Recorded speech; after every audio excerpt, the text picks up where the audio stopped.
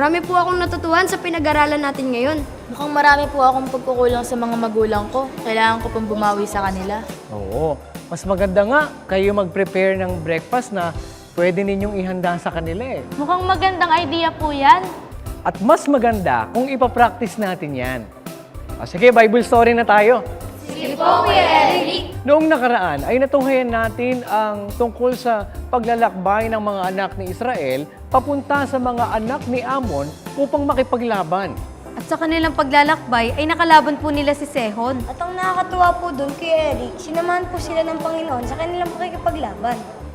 Simula na po ba yun kay Eric para balikan sila ng Diyos? Uy, magandang tanong yan ah. O sige, para malaman natin ang sagot, basahin natin sa Aklat ng Hukom sa 11:29 hanggang 40.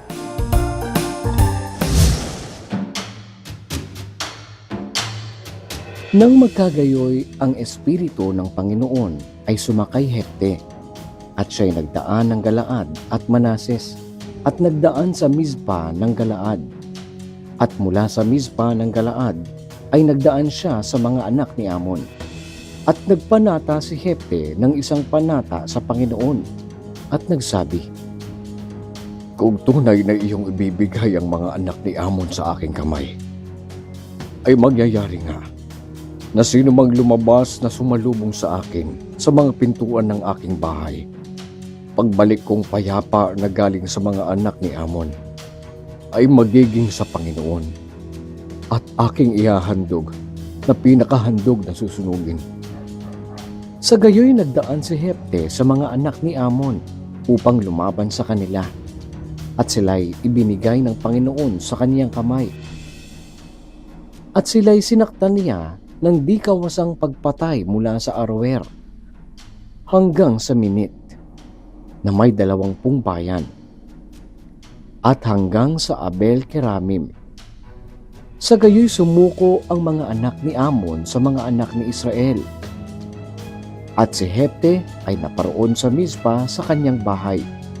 At narito, ang kanyang anak na babae ay lumalabas na sinasalubong siya ng pandereta at ng sayaw.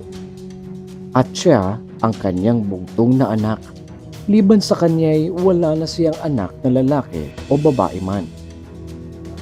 At nangyari, pagkakita niya sa kanya, na kanyang hinapak ang kanyang damit at sinabi, "Sa ama ko, aking anak, pinapakumbaba mo akong lubos, at ikaw ay isa sa mga bumabagabag sa akin, sapagkat aking ibinuka ang aking bibig sa Panginoon, at hindi na ako makapanumbalik."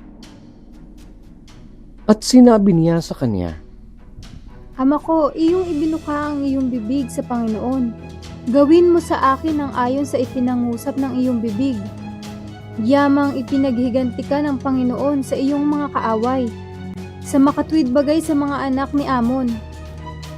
at sinabi niya sa kanyang ama, Ipagawa mo ang bagay na ito sa akin. Pahintulutan mo lamang akong 2 buwan upang ako'y humayot yumaon sa mga bundukin at aking itangis ang aking pagkadalaga, ako at ang aking mga kasama.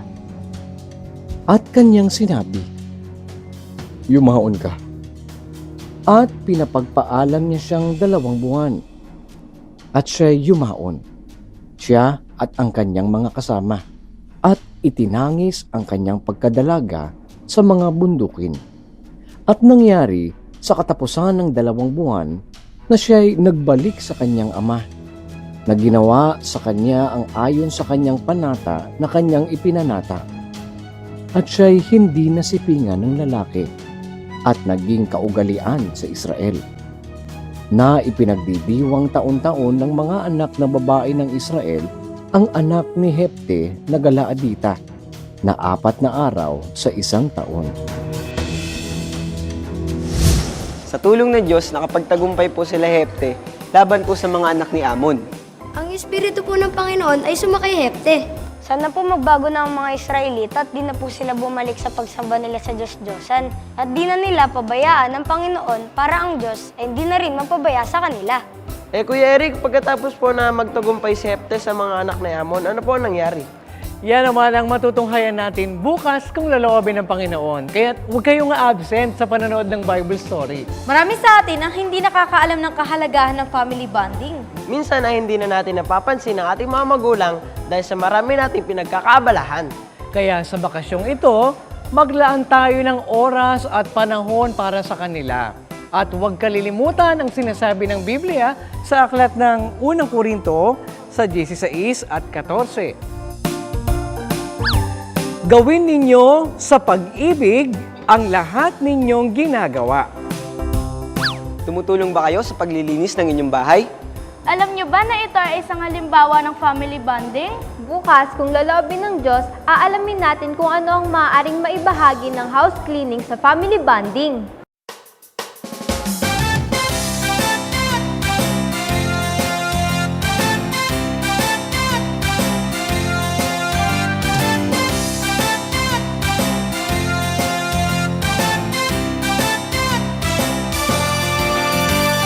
Narito na ang tagaraw, narito na ang sayang umaapaw, sa tubig tayo'y magtampisaw, kasabay ng awitin natin at pagsayaw.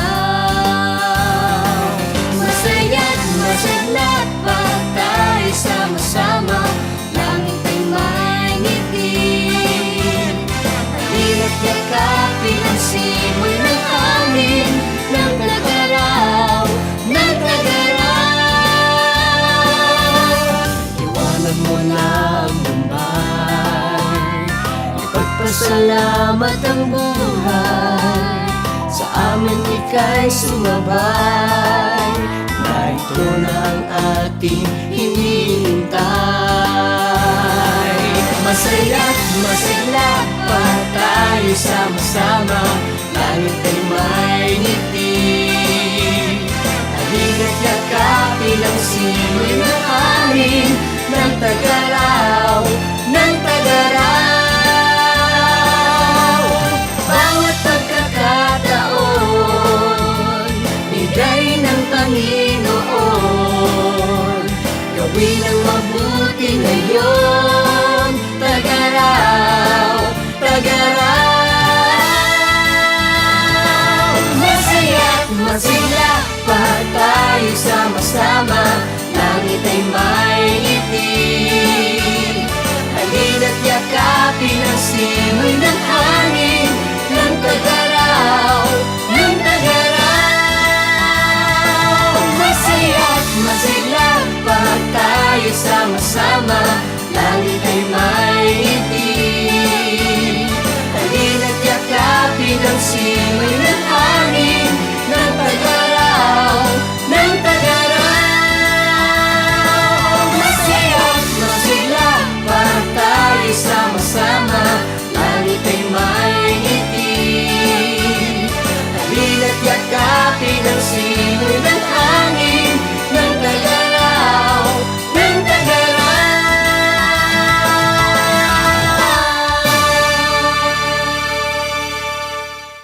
Hanggang dito mga bata, bukas, God willing, ay muli tayong magkita-kita. Dito lang sa nag-iisang Bible School on Air, ang KNC Show!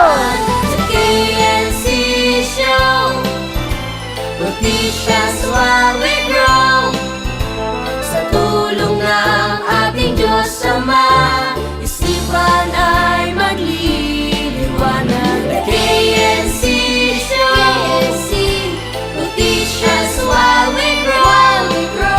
Sa tulong ng ating Diyos Ama,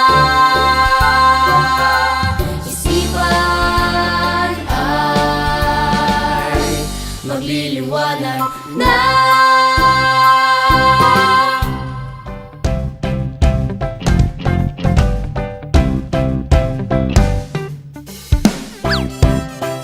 Isa ka nga doon sa tinutukoy ka. Malayo sa gadgets at ibang Sa tulong po ng Diyos, nakapagtagumpay po sila Hepte sa pakikipaglaban po nila sa mga... Bukas, kung laloobin ng Diyos, aalamin natin kung ano ang maaaring maihap